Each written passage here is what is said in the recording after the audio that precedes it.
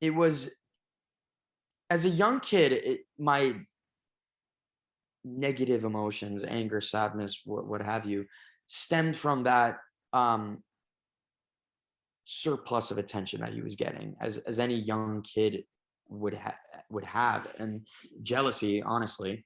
And then as I kind of got older, it those feelings shifted from that and matured to what was just anger and resentment for the condition, but that this was the case, that this is the cards that my family had been dealt, and not a better hand, for lack of a better term. That he wasn't normal, that we couldn't do the things that we used to do. And then, really, until that incident that I spoke of, and until seeing his response to it, um, that was the case in me. And then when I saw that, I was able to look inward and cultivate that same sort of presence, that same um, sober acknowledgement of the obstacles set forth, and then to move forward. So Okay. I'm not angry anymore. I'm still sad, as we all are, but I know exactly where that sadness comes from, and it's something that I just kind of um, compartmentalize, own, and acknowledge and deal with, and live with, and know that it's just the case. So it sounds like that accident really changed you and you've grown since then from that, but since then.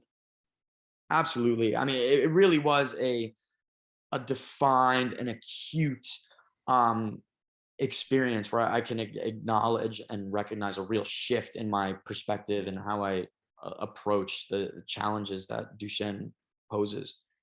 Mhm.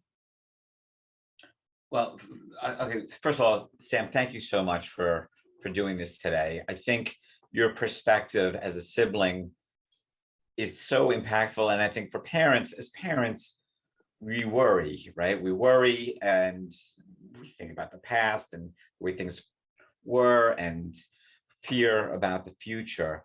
And I think hearing from a sibling is just so incredible because you're more of kind of like on equal footing with Charlie, and hopefully it can impact some people's parenting skills and the way they address their relationship with their son. So, and I think I speak for everybody, but everyone should thank you. And I think this would be a great time for everybody to thank Sam for his time and for sharing with the group. So cheers to Thank you. you, Sam.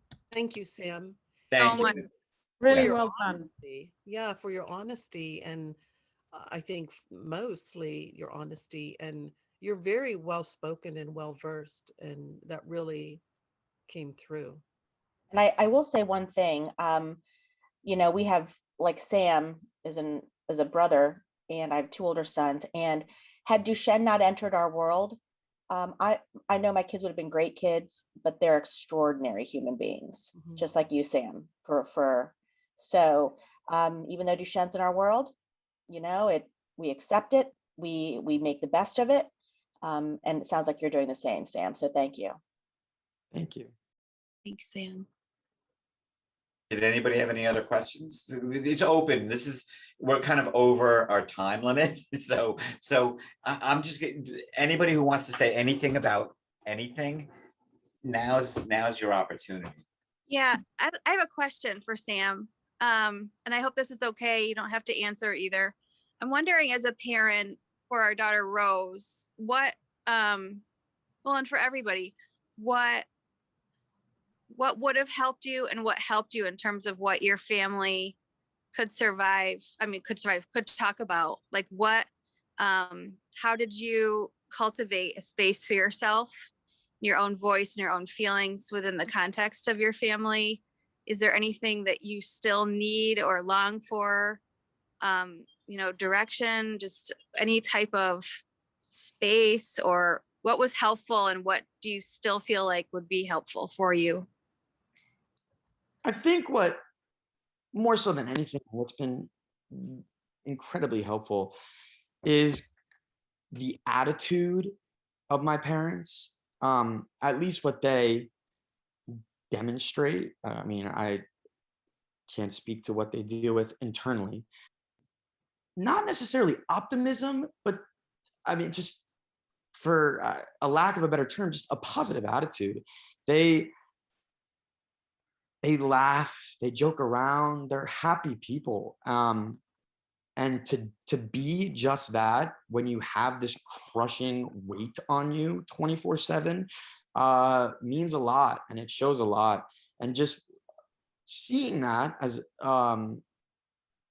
now as I kind of stand on this threshold of adulthood is really meaningful and impactful to know um, that they're not in a constant melancholy state, that they can live happy, meaningful, purposeful lives, and they can share that with their children. I think Sam, that that's goes a long awesome. That was Mm. awesome.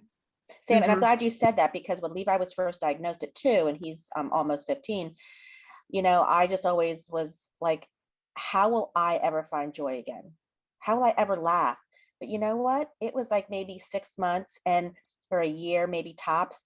But you know, life, you have to choose joy. You have to wake up every morning and not woe is me, you know, because you've got these lives that you have to care for, right? Not just your Duchenne kiddo, but your typical children, and they deserve everything as well. So we just always, you know, just from the beginning, it was about choosing joy. And yes, we have a brother that his muscles don't work because they were 6'4" when Levi was diagnosed. You know, your brother is different and we're all different, but your brother needs our help. And that's what we do as a family. We help him and we will always help him. So I think they don't ever remember a time without helping their brother. It's just part of what they've done. So if and I we always used to carve out little spaces of time with our typical children. You know, they still played travel soccer, they did this, they did, and you know, we just tried to do, it wasn't, again, our life wasn't 24/7 Duchenne, Duchenne, Duchenne. We have other children, right? So you have to find your way to make things as normal as you can in this absolutely abnormal world of Duchenne. Mm. Same, Perlita. It's a choice. That's what I say. I choose hope because that's truly all we have. We know that 9 out of 10 clinical trials fail. Nobody can take hope away from us. And that's whether I get ridiculed for being so positive. Um, that's all any of us truly have is hope. And it's a choice, and hope is free.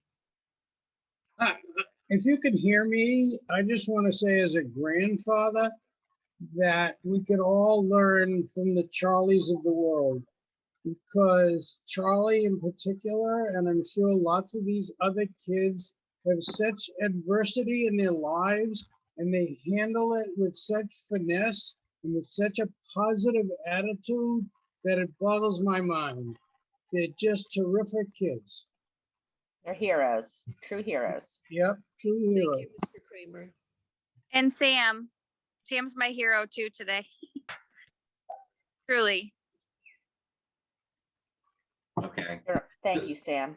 So I think we'll wrap it up here. I did want to say to Sophie, because you've only had this diagnosis for the last month, it's a lot to take in.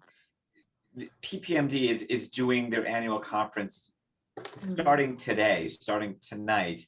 It maybe the time it's going to be 3 a.m. where you are, so maybe the timing's not so great.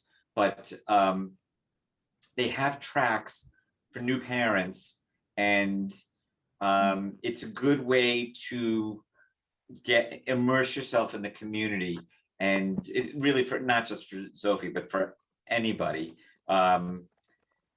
And it doesn't cost anything to register, and maybe past the registration